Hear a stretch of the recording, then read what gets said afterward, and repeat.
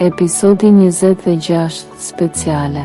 Podcasti i plot është i disponueshëm për të dëgjuar falas në Spotify, Amazon, Apple, YouTube dhe platforma të tjera online. Natë ishte e qetë dhe e patrazuar, po ashtu edhe hijet. Miriam ndodhej në shtrat pasi ishte dorëzuar gjumit prej orësh. Një atmosferë qetësie të dukshme në rrethonte. Nuk dëgjoi asnjë zhurmë dhe nuk kishte asnjë lëvizje, ndërsa e reja po ndëronte. Ajo e gjeti veten në një livadë me yje të shpërndara për tokë, në një qiell të kuq flakërues, të vijëzuar me njolla të zeza. Para syve të saj, trupat ndriçues dukeshin të vegjël, ndërsa ecte mbi to vuri re se ato shuheshin sapo i shkelte, e megjithatë, ato dukej se shtriheshin pafundësisht. Pa pritur, yjet u zhdukën dhe para Miriamit u shfaq një hapësirë e pafund me blu. Ajo ra, sikur të po binte në një humner. Ajo vazhdonte të zbriste, por njëkohësisht ndjej e tërhequr drejt qiellit të kuq.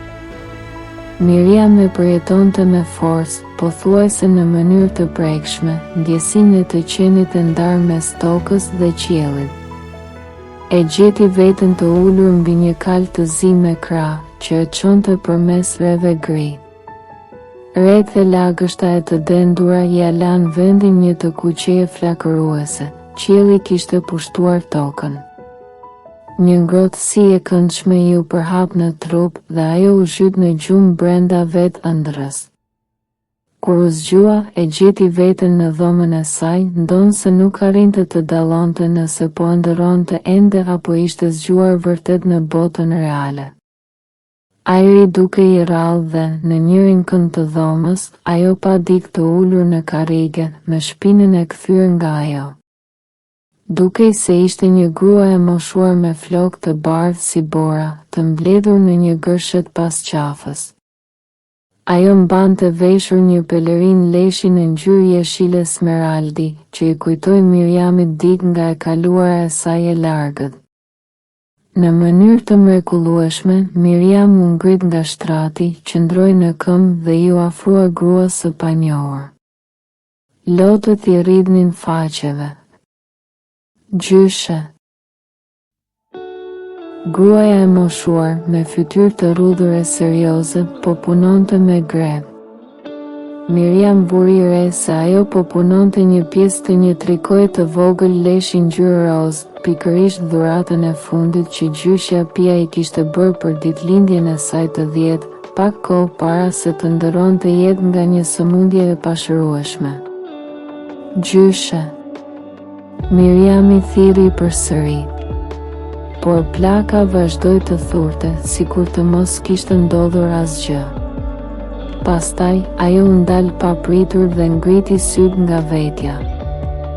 Vajza mori konfirmimin përfundimtar se ishte me të vërtetë gjyshja e saj. Ajo kishte të njëjtat sy blu.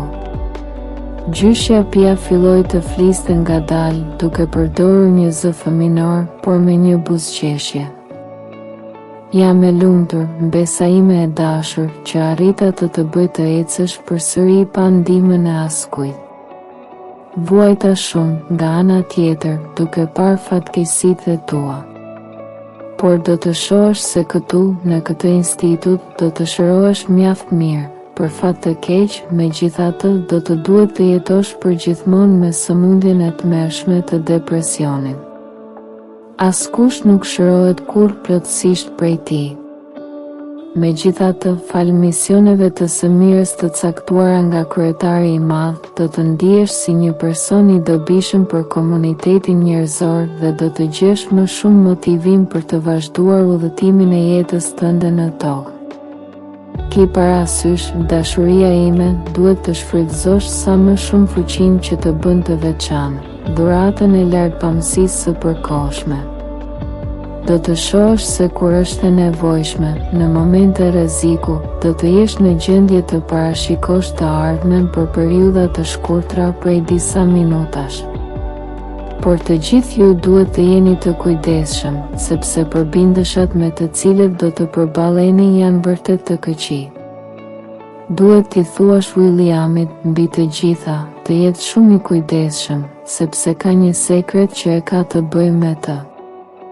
Por, dhe kjo është thelbësore, nuk duhet t'ia thuash absolutisht, të paktën jo derisa të kesh përfunduar misionin Santa Rita.